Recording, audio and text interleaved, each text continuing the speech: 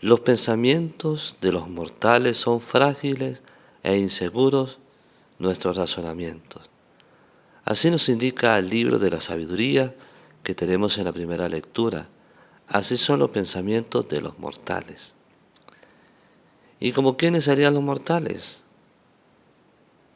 Pues los científicos son mortales, y los filósofos, y los caudillos políticos, y muchos amigos que nos aportan sus criterios para entender la vida.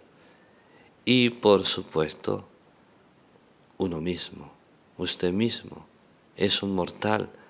Por lo tanto, escuchemos la palabra del Señor que nos está diciendo que nuestros pensamientos son frágiles e inseguros y por lo tanto quizás no valga la pena vivir según ellos.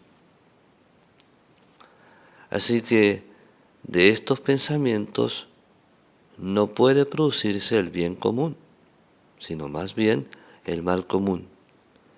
Por lo tanto, ¿cómo confiarle la idea del bien y del mal a los pensamientos de los mortales que son frágiles y son inseguros? Sin embargo, por causa del orgullo, nos domina una especie de estupidez común, y a pesar de que sabemos que los pensamientos de los mortales son frágiles e inseguros, aún así nos guiamos por esos pensamientos de tan mala calidad. ¡Qué locura!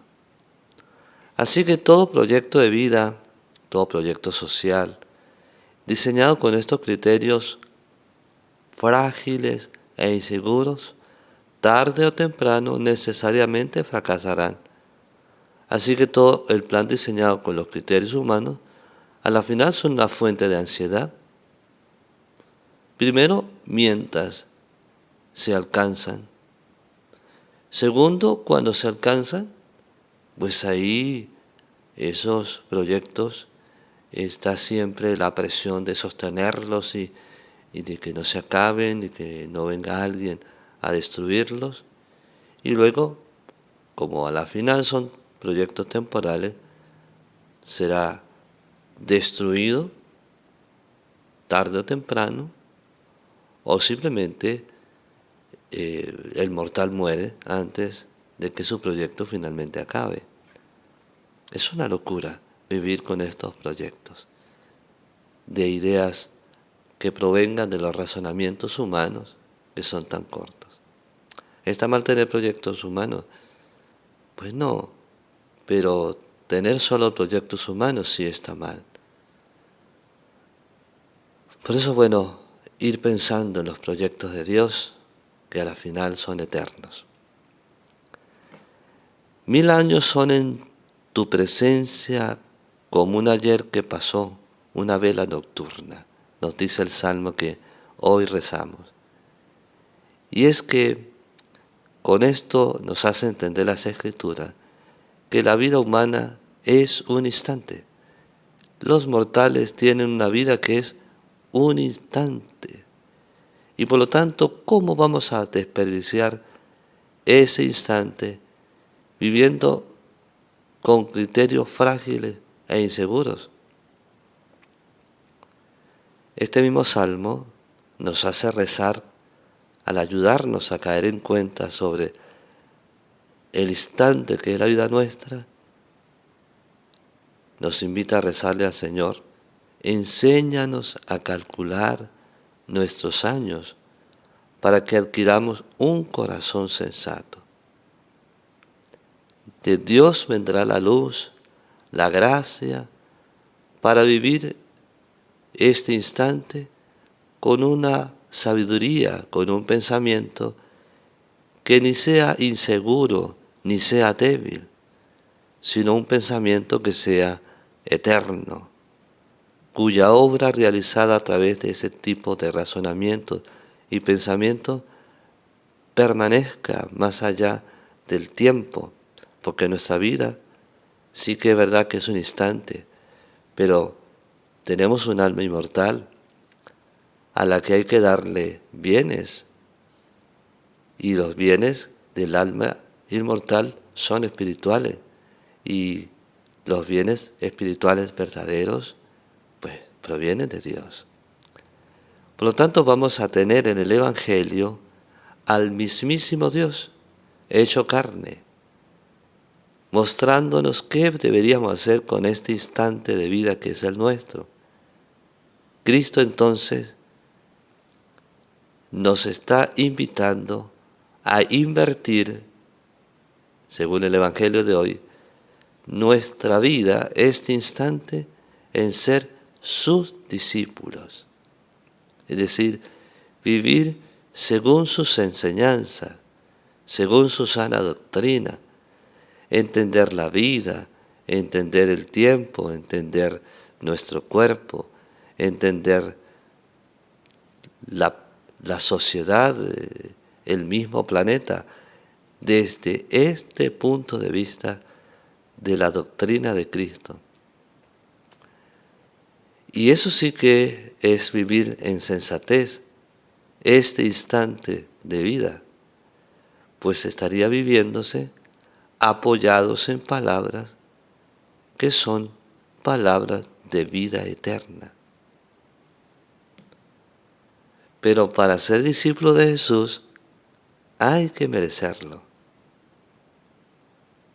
porque se trata de el gran negocio de la existencia, el gran negocio por el cual vivimos. Por lo tanto, ser discípulo de Jesús es muy valioso y tiene cierta exigencia. Primero hay que saber que quien asuma el discipulado de Jesús viene para hacer dos cosas. En primer lugar, plantearse una lucha espiritual. Nuestro seguimiento de Jesús es eso, un combate espiritual contra tres enemigos que tiene el alma: el mundo, el demonio y la carne. Y lo otro que tiene que hacer es construir. Ha de construir la obra de Dios. Precisamente los enemigos tienen como propósito sabotear la producción de la obra de Dios. Por lo tanto, hay que hacer una obra de Dios que nos permita un salario eterno. Solo esta obra permite esa clase de salario. Con el desafío de luchar y construir, hemos de saber que esto no se logra si primero no nos sentamos a calcular si tenemos con qué terminar el discipulado. Es decir, que llegue el último día de nuestra vida y realmente hemos defendido el llamado de Dios y además hemos construido la obra de Dios con ese llamado. Por eso el Señor en el Evangelio nos invita a sentarnos a calcular si tenemos con qué terminar este proyecto. Y eso significa sentarnos a revisar cuánto tiempo de oración tenemos, ojalá y sea bastante, cuánta meditación de la palabra tenemos, ojalá y sea profunda, cuánto aprovechamiento hacemos de dos sacramentos que son muy clave para obtener la gracia de Dios, como son el sacramento de la confesión y el sacramento de la comunión. Esto significa además revisar si tenemos hábitos de vida que nos permitan justamente ayudar al discipulado. Porque si un discípulo tiene un hábito de vida como, por ejemplo, usar todos los sábados para trasnocharse, estar de fiesta en fiesta, lo más seguro es que el día domingo no se levante a ir a la Santa Misa, donde se nutriría de la gracia divina. Además de eso, habría que revisar si tengo las alianzas suficientes con los santos que nos ayudan mucho en el proyecto del discipulado, encabezando, por supuesto, la Santísima Virgen María. Ahora bien, una vez que se da entendido el discipulado, es decirle que hay dos clases de discípulos, unos nivel purgatorio y unos nivel reino de los cielos, ya directo. El primero se refiere a aquellos discípulos que sí que vienen a misa todos los domingos, pero que a veces porque el Día de la Madre falta la misa, por otras cosillas falta la misa. Y sí, reza, hasta hace primeros viernes, pero luego todavía sigue con ciertas alianzas con el mundo, con el pecado, hay una mediocridad ahí. Entonces este es un discípulo que aspira al purgatorio. En cambio está el discípulo nivel reino de Dios. Y ese es el que hace lo que Jesús exige hoy en el Santo Evangelio. Amarlo más. Amar a Cristo más que al Padre, más que a la Madre, más que a los hijos, más que al cónyuge, más que a sus propios bienes, incluso más que a sí mismo. Y además toma la cruz y lo sigue, es decir, asume la voluntad de Dios, asume la voluntad de Dios como el criterio fundamental de la existencia. Vivo para hacer la voluntad de Dios. Este es el discípulo que hoy quiere Jesús que nosotros seamos, porque Él nos lo puede exigir tranquilamente, porque es el Señor. Y además, porque como nos ama tanto, con eso quiere evitar que los demás amores, aunque sean buenos, padre, madre, esposa, hijos, por ser mortales, necesariamente tarde o temprano fallarán y nos van a dejar desolados si amamos esos amores más que a Cristo. Como Cristo es el amigo que nunca falla, entonces vale la pena hacer este esfuerzo de ubicar esos amores en su sitio. Además, esos amores nos van a dar las gracias porque si nosotros amamos a Cristo, a ellos les va a ir mejor. Yo conocí una jovencita a la que le pregunté sobre cómo sería su novio, ya que era una niña muy de Dios. Y me dijo, yo le pido al Señor que yo tenga un novio que lo ame más a él que a mí misma. Bueno, vayamos concluyendo. ¿Qué hace un católico?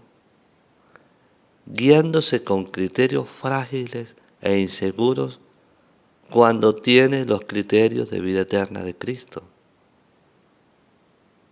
Ciertamente el pecado parece que entorpece la mente para que solo busquemos recompensas inmediatas e evitar el esfuerzo. Se ha desarrollado por ello una pandemia de ansiosos y frustrados. No tengamos ningún temor de hacer lo que Cristo nos ha recomendado hoy. No perdemos nada si lo amamos a Él como lo pide y nos olvidamos nosotros mismos como Él pide. Al contrario, lo ganamos todo, porque Él es Dios. Sea alabado Jesucristo.